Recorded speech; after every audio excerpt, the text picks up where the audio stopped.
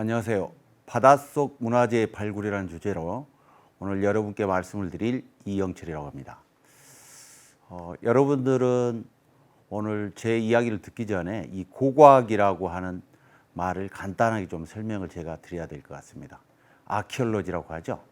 그래서 인류 과거의 문화와 역사 또 생활상을 연구하는데 고고학은 물질 자료로 과거를 연구하는 학문입니다.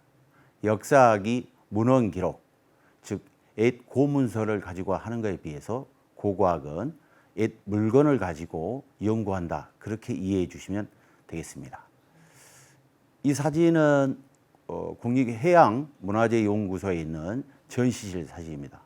많은 스쿠버들이 지금 물속에서 무언가를 하고 있는 장면인데요. 바로 이게 오늘 바닷속의 문화재를 찾는 수중고고학자들의 사진이라고 이해하시면 되겠습니다. 수중고고학은 20세기 중반에 학문으로서 자리매김을 합니다. 어떻게 보면 역사가 짧은 학문 분야라 할 수 있습니다. 우리나라에서도 1970년대부터 수중고고학이 시작됐고 그로 인해서 바닷속의 문화재는 1970년대부터 시작되었다. 그렇게 이해해 주시면 감사하겠습니다. 흔히 이 수중고고학이라 하면 여러분들은 보물섬을 생각하실 수 있을 것 같습니다. 지금 이 사진은 구글 사이트에 들어가면 나오는 수중고고학 했을 때 나오는 사진들입니다. 예를 들면 러시아의 난파선, 미국의 난파선, 여러 가지 각 나라의 수중고고학을 하는 학자들이 바닷속에 있는 무언가를 찾아서 열심히 작업을 하고 있는 장면들입니다. 자, 그럼 이런 수중고고학을 왜 하는가에 대한 답을 찾기 위해서 저와 함께 해양시대로 한번 가보도록 하겠습니다. 지금 이 사진은 여러 가지 선들이 이렇게 있습니다. 근데 이런 선들은 바로 난파되기 전에 항해를 했던 바닷길이라고 이해를 해주시면 감사하겠습니다. 이런 멋진 배들이 난파되기 전에 선사시대로부터 고대 사회를 거쳐서 각 나라와 나라, 대륙과 대륙을 잇는 지금의 비행기나 큰 유조선 같은 역할을 했다고 생각하시면 될 것 같습니다. 이 지도는 해양 실크로드를 보여주는 선들로 이어진 지도라고 생각하시면 됩니다. 제가 왜 이걸 보여드리냐면 제가 얼마 전에 이 선들을 쫓아서 우리 문화의 흔적을 찾아보고자 해양 답사를 할 때 보았던 지도입니다. 한글로 이렇게 지도의 점들에 대한 도시 이름을 명명을 했는데요. 과거에도 이 점들이 곧 큰 배들이 항해를 한 후에 정착하는 항구라고 생각하시면 됩니다. 그래서 일종의 국제항구다. 이 국제항구에는 많은 수중 문화재들을 갖고 있었다. 그렇게 생각해 주십시오. 이 장면은 누군가가 밀림 같은 곳에서 무언가를 보는 장면입니다.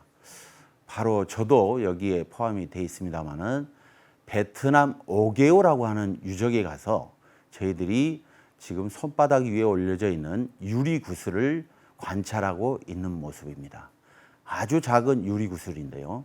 저 유리 구슬은 우리 옛 기록을 보면 백제 이전에 있었던 삼한 시기에 가장 큰 주체였던 만이라고 하는 종족이 가장 선호했던 유물은 금은보다 유리 구슬을 더 좋아했다라는 기록이 있습니다.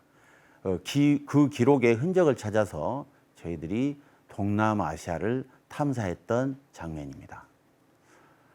중국 그리고 한반도 대국 그리고 일본 규슈에서 나온 유리 구슬을 이렇게 비교해 보았습니다. 아마 사진상으로 보면 특별히 다를 것이 없는 거의 비슷비슷한 구슬인 것 같다라는 생각을 하실 겁니다. 맞습니다. 아주 비슷합니다. 저 구슬들을 섞어놔 버리면 어디에서 출토되었는지를 알 수가 없습니다. 이건 저희가 답사하는 과정에서 찍었던 말레이시아에서 찾은 유리 구슬이 전시되어 있는 박물관에서 촬영한 장면입니다. 이건 제가 앞서 말씀드렸던 베트남 옥에어라고 하는 유적에서 답사 중에 찍은 사진인데요.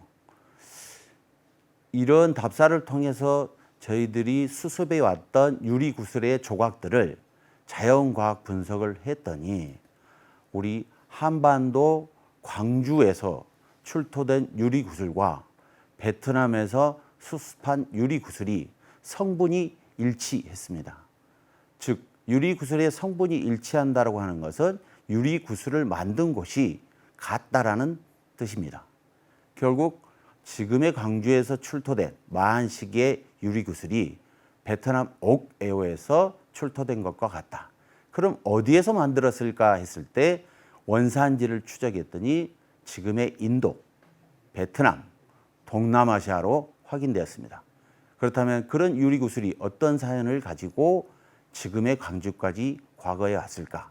그게 바로 해양고고학, 수중고고학을 연구하는 하나의 단서가 된다고 생각하시면 됩니다. 이 그림은요, 중국 남경박물관에 가면 중국 과거에 양나라라고 하는 나라가 있는데요. 양나라의 사신들이 모습을 그려놓았던 양직공도라고 하는 그림 사진입니다. 여기에 보면 백제 사신도 나와 있는데 동남아시아의 랑카스과라고 하는 곳에서 온 사신도 있습니다. 그래서 여러 나라의 사신들이 중국 황제를 만나기 위해서 중국 왕성에 와서 대기할 때 찍었던 그림이라고 생각하시면 됩니다. 그럼 왜 그런 그림들이 있었을까? 또 그걸 추적해 보았습니다.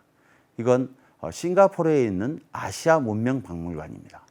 이곳에 들어갔더니 바로 말라카 왕국이라고 하는 곳이 있는데 여기에도 여러 나라의 사신들이 와서 왕궁을 방문했던 모습들을 재현한 그림들이 있었습니다. 그 중에 하나는 이렇듯이 유리구슬을 아랍 상인, 또 말라카 상인, 또 중국에서 온 상인들이 서로 보면서 뭔가 거래를 하는 듯한 그런 모습이 있었습니다. 아마 과거에 한반도에서 건너간 백제 상인들도 여기에 같이 이야기를 했다라고 생각을 해보았습니다. 자, 그렇다면 이렇게 동남아시아에서 활발하게 확인되고 있는 것들이 우리 한반도 앞바다에서는 전혀 찾을 수 없느냐? 아닙니다. 우리나라 앞바다에서도 바닷속에서 많은 수중 문화재가 확인이 됐습니다. 이 사진은 아마 지금 이 화면을 보고 계시는 학생 여러분들이 태어나기 훨씬 이전인 1976년도에 바로 신안선을 발굴할 때 찍었던 장면입니다. 신안선이라고 명명을 했습니다마는 원래 이 배는 중국에서 고려로 오던 중국배입니다. 그래서 중국의 이런 그림들을 찾아보면 영파선이라고 하는 배가 한 척이 있는데요. 아마 학자들은 이 영파선으로 신안선을 이해하고 있습니다. 저희들이 보통 바다를 조사할 때는 그냥 막 스쿠버 다이버처럼 들어가서 조사하는 게 아닙니다. 굉장히 목숨을 걸고 위험을 감수하고 들어가기 때문에 바다에 대한 제사도 지내고 또 여러 기후를 보면서 일기를 매일매일 쓰면서 조사를 하게 됩니다. 이건 국립해양유물전시관에 전시되어 있는 신안선의 복원도입니다. 배 크기가 낙타 2,000마리를 실을 수 있을 정도로 큰 배입니다. 그리고 신안선에서는 발굴을 한 결과 도자기가 약 2만 점 정도, 그리고 동전이 약 800만 개, 무게로는 28톤 정도 나갑니다. 굉장히 많은 물건들을 싣고 오다가 바로 목포 앞바다에서 풍랑에 난파가 됐다고 생각하시면 됩니다. 700년 전이죠. 지금 목포에 가면 원 그대로 배를 복원한 모습을 보실 수 있겠습니다. 이곳에서 출토되었던 동전과 엄청난 자기들입니다. 대부분의 자기는 중국에서 만든 중국 청자라고 이해하시면 될 것 같습니다. 또 거기에서는 저런 청동 도장이 나왔는데요. 도장의 연대와 또 만들어졌던 곳이 확인이 됐습니다. 그래서 중국에서 어디에서 출발했다, 이걸 학자들이 확인할 수 있었던 거죠. 자, 이렇듯 지금도 금년에도 해양 발굴이 이루어졌는데요. 금년에도 저런 발굴을 하는 전용 배를 타고 바닷속을 뒤졌을 때, 이건 전라북도 부안 쪽입니다. 부안 앞바다 지금 밑에서도 저렇게 청자가 바닷속에 고이 잠든 채 수중 고고학자들에 의해서 발굴이 되고 수습이 된 장면입니다. 그런데 이런 도자기뿐만 아니라 여러 가지 이런 재료들도 같이 출토가 됩니다. 향신료가 굉장히 많습니다. 향신료가 언제부터 우리나라에 유입됐는지는 정확히 알 수 없지만, 고려시대에는 중국으로부터 이런 많은 음식 관련된 재료들이 수입됐다는 걸 알 수 있었습니다. 역시 동전이 출토됨으로써 이런 국가와 국가, 또 상인과 상인들이 거래할 때 사용했던 화폐의 내용도 알 수 있었습니다. 이건 한평에서 출토된 토기에 아랍 서역인의 얼굴이 새겨진 토기입니다. 기원 후 8세기에 만들어진 토기인데요. 이런 토기에 그려진 그림은 그 사람을 보지 않으면 그릴 수 없는 거겠죠.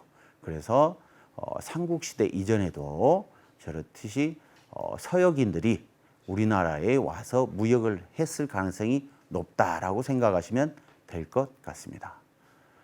끝으로 고고학에서 본 바다의 배 역사를 간단하게 말씀드리겠습니다.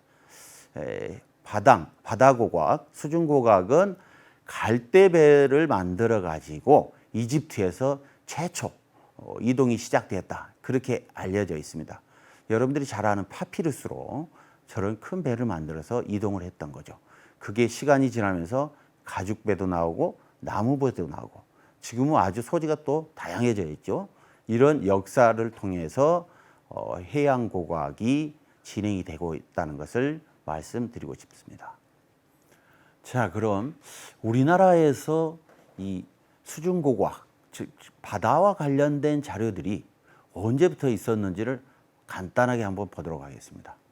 아마 지금 이 탁본이라고 하는데요. 이 그림은 여러분들이 다 아실 겁니다. 국정교과서에도 아마 대부분 게재가 돼서 국사 시간에 또 역사 시간에 공부를 하는 건데요. 울산 방구대 바위 그림, 즉 안각화 그림입니다. 여기에는 보면 엄청나게 많은 무언가가 이렇게 새겨져 있는데요. 바다의 대부분 배경으로 나오는 것들입니다. 사람도 있지만 배가 있고, 제일 많은 것은 고래라고 생각하시면 됩니다. 물론 고래 위에도 육지에 있는 사슴이라든가 여러 가지 동식물들이 잔뜩 그려져 있는 곳입니다. 그런데 지금은 이곳이 수몰 지역에 있다 보니까 물에 의해서 잠김 현상이 자꾸 발생을 해가지고 이렇게 선명한 안각화의 그림이 많이 지금 퇴화되어 있습니다. 그래서 정부 차원에서도 보호하려고 많이 노력을 하는데 지금 안타깝게 방법을 쉽게 찾지 못해서 고민을 하고 있다고 알고 있습니다. 자, 여기에서 보면 크게 4척의 배 그림이 있다고 알려져 있습니다. 이 4척의 배를 한번 보시도록 하겠습니다. 어떤 배에는 한 4명의 정도가 사람들이 배에 올라타서 항해를 하는 모습이 있고요. 또 위쪽에 오른쪽 사진을 보시면은, 그림을 보시면 굉장히 큰 배인데 고래를 크게 묘사하기 위해서 배 10여 명 이상이 탄 배는 작게 표현이 되어 있습니다.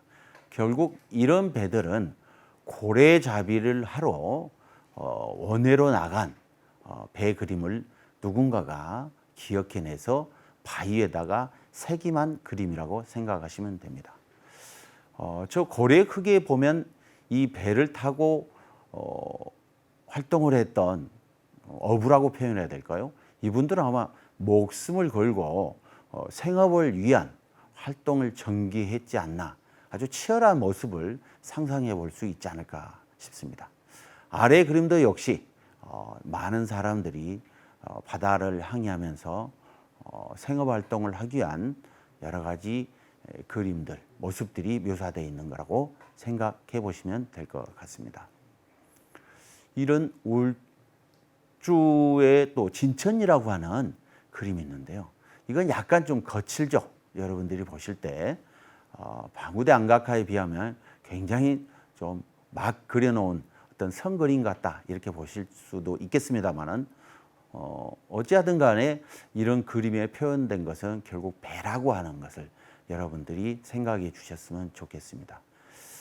그런데 그런 배가 그러면 바위에만 새김이 되어 있느냐? 아닙니다.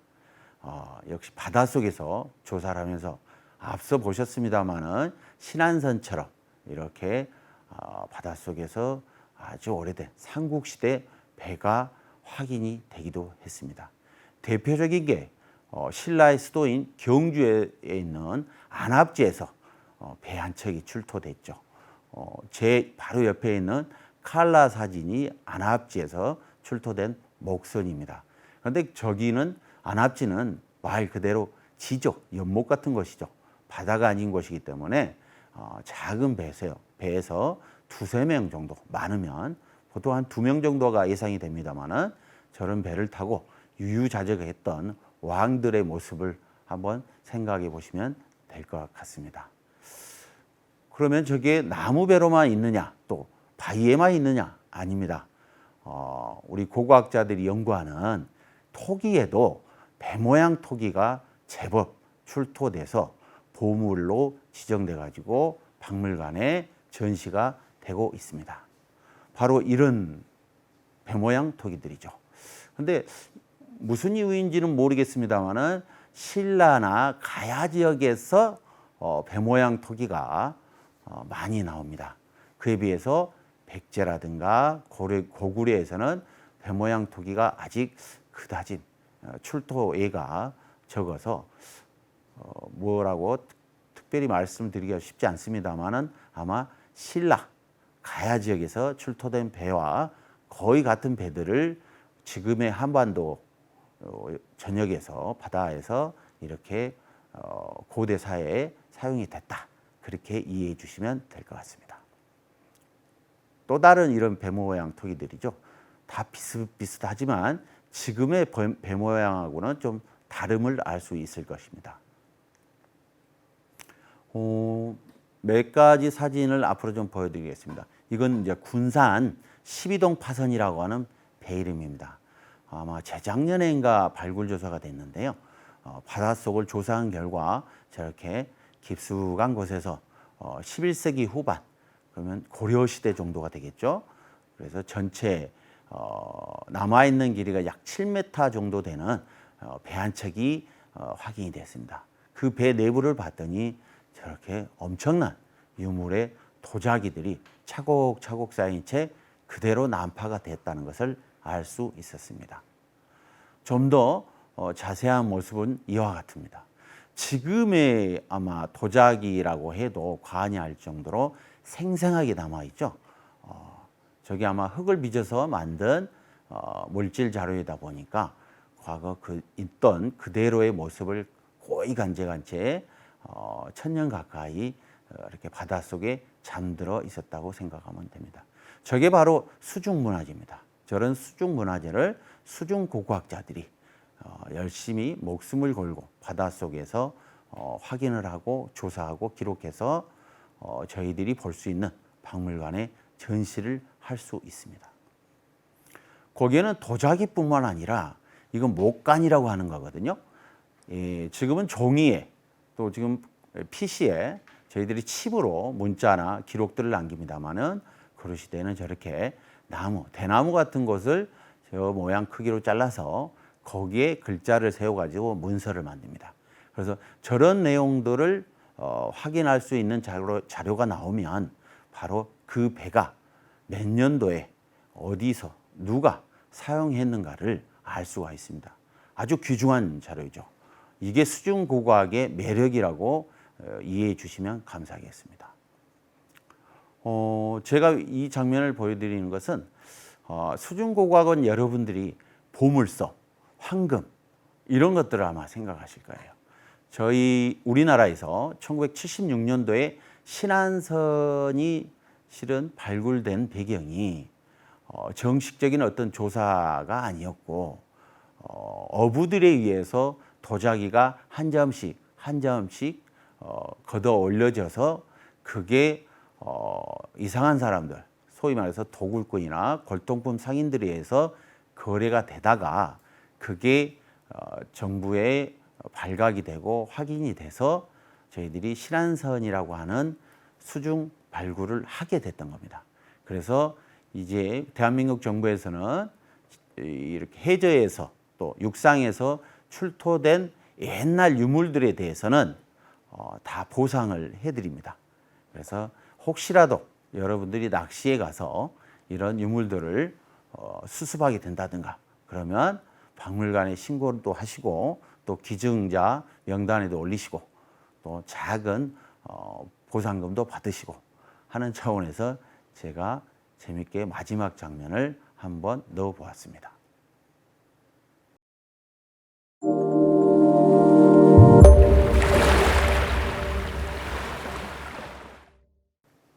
네, 질문에 대한 설명을 좀 드리겠습니다. 바닷속에 침몰한 배와 물건들의 재질이 나무와 같이 잘 썩는 물질들이 많은데 썩지 않고 보존되어 발굴되는 이유가 무엇일까요? 아주 중요하고 또 굉장히 어려운 질문인 것 같습니다. 먼저 사람들이 만든 물건들은 공기 중에 노출이 되면 소위 말해서 부식이 시작된다고 생각하시면 됩니다. 그런데 이 바닷속의 문화재는 아무래도 물속에 잠겨 있다 보니까 공기하고 노출도가 낮고 그래서 원래의 상태를 유지할 확률이 높습니다. 물론 배뿐만 아니라 배 속에 넣어졌던 여러 가지 물질 자료들도 그대로 대부분이 저희들한테 발굴 조사되기 때문입니다. 앞서 좀 제가 보여드렸던 것 같은데 향신료라든가 여러 가지 음식 관련된 재료들까지 고스란히 그대로 남아있는 걸 보면 저희들이 알 수가 있습니다. 1000년이 지났는데도 불구하고 그 속에 또 도자기 속에 넣어놨던 여러 가지 재료들이 그대로 남아있는 거죠. 또 사람의 흔적도 소위 말해서 저희들이 인골, 해골이라고 하는데 살은 전부 다 육탈이 됩니다만 뼈는 그대로 남아서 수중고고학자들에 의해서 발견이 되는 경우도 아주 많습니다. 그래서 썩지 않고 보존되어 발굴되는 것은 물속이라는 이유로 인해서 유기물질이 썩지 않는다. 그렇게 간단하게 이해해 주시면 고맙겠습니다. 두 번째는 우리나라에서는 신안 앞바다에서 발굴한 문화재가 유명한데 고고학적으로 어떤 가치가 있는 발견이었는지 궁금하다는 말씀이셨습니다. 네, 1976년도에 제가 신안선이 발굴되었다고 말씀드렸죠. 그 신안선의 발굴은 대한민국 수중고고학의 출발점이었습니다. 그 전까지는 수중고고학이라고 하는 용어 자체는 굉장히 생소한 거였고 영어로 된 또 일본어로 된 프랑스어로 된 그곳에서 찾을 수가 있었습니다. 그런데 우리나라 앞바다에서도 드디어 배가 확인이 됨으로써 수중고고학이라는 이제 학문이 시작되었던 거죠. 그런데 그 배를 수중고고학자들이 조사를 해보았더니 배의 규모는 말할 수 없이 크고 또 그 배 안에는 수많은 유물들이 고스란히 그대로 남겨진 채 난파선에 침몰이 돼 있었습니다. 바닷속에 있었을 때는 수량만 엄청나다 그렇게 생각했는데 그걸 한 점 한 점 바다 밖으로 꺼내서 보존 처리를 하고 유물을 정리하다 보니까 아주 귀중한 자료가 나왔어요. 앞서서 보여드렸습니다마는 그 배가 몇 년도에 어디에서 출발했는가 연대가 기록된 목간 즉 나무 기록 판자들이 우수히 쏟아졌습니다. 왜냐하면 그런 문자 기록이 남아있지 않았다면 저희들이 그 배가 어느 시기에 몇 년도에 난파가 됐는지를 실은 정확히 확인하기가 어렵습니다. 그래서 수중고고학의 매력은 바닷속에서 나오는 유물들 중에 침몰한 연대를 정확하게 말해주는 것들이 많기 때문에 그만큼 가치가 있다, 이렇게 생각해 주시면 될 것 같습니다. 그럼 고고학이 수중고고학과 육상고고학으로 이렇게 나눌 수 있다는데 어떤 차이점이 있을까요? 네, 아주 간단합니다. 수중고고학은 물속을 대상으로 고고학자들이 활동해서 물속에 있는 물질 자료를 찾고 연구하는 학문이라고 생각하시면 되고요.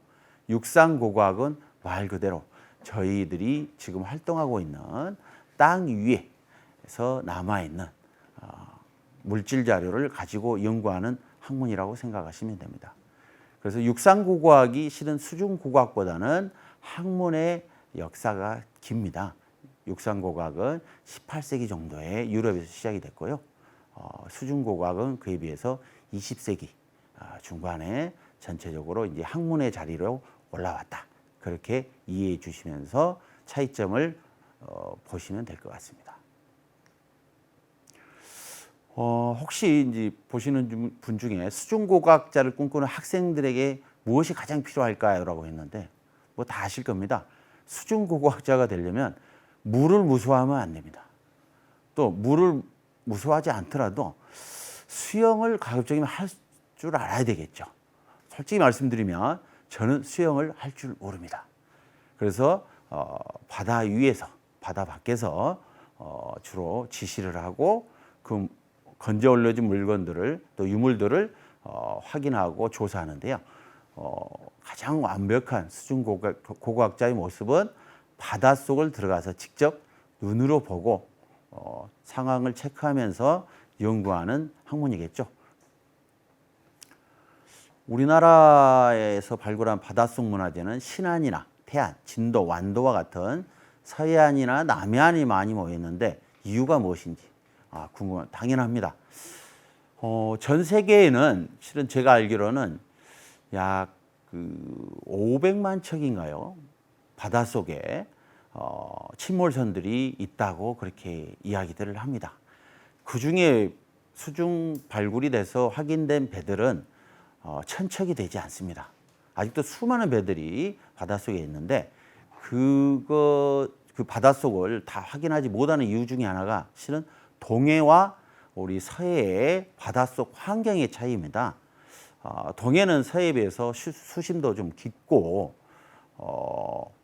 서해에는 뻘이라고 하는 것들이 바닷속에 깔려 있죠. 그리고 수심이 그에 비해서 약간 낮습니다. 또 그러다 보니까 수중고고학자들이 확인하기 좋기도 하지만 실은 대부분의 발굴의 시작이 어부들에 의해서 그물에 걸려진 경우가 많습니다. 거기에 신고로부터 수중 발굴이 시작이 되거든요. 그런데 동해에서 어부에서 유물이 확인되기보다는 수심이 약간 낮고 한 서해나 남해에서 주로 최초 유물이 발견됩니다. 그로 인해서 서해, 남해에 치중되어 있는 현재 수중고고학 발굴 조사가 이루어지고 있다, 이렇게 이해해 주시면 될 것 같습니다.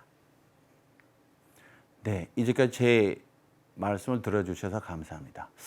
끝으로 좀 부탁 말씀드리는데 지금 우리나라의 수중고고학자는 채 50명도 되지 않습니다. 이만큼 지금 학생들한테는 이 고고학이라고 하는데 관심을 가진다면 수중고고학의 가능성이 열려있다, 이렇게 또 역으로 생각하시면 될 것 같습니다. 그래서 여러분들도 앞으로 많은 관심을 가지고 대한민국 수중고고학을 세우는데 일조를 해 주시기를 부탁하면서 제 말씀을 마치도록 하겠습니다. 감사합니다.